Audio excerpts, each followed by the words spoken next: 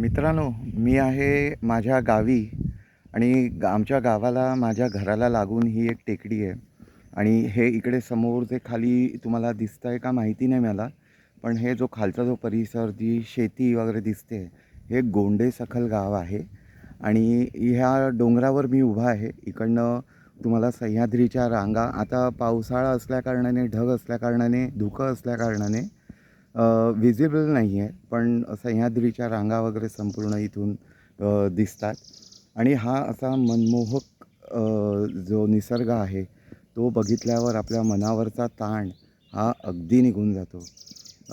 पक्ष्यांचे आवाज पण आहेत वेगवेगळ्या प्रकारचे, तुम्ही ऐकू शकता.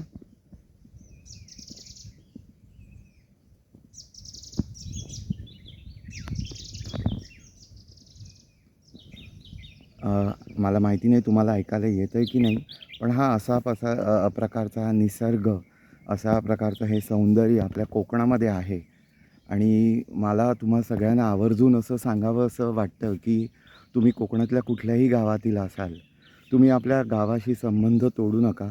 आपल्या गावाशी जी जुळलेली नाळ आहे, ती अजिबात सोडू नका. कारण हे तुम्हाला मुंबईतल्या दगदगीच्या वातावरणात किंवा कुठल्याही शहरातल्या वातावरणात हा आनंद, हे दृश्य, ही शांतता आणि ही मनाला लाभलेली एक शांती नाही मिळू शकत.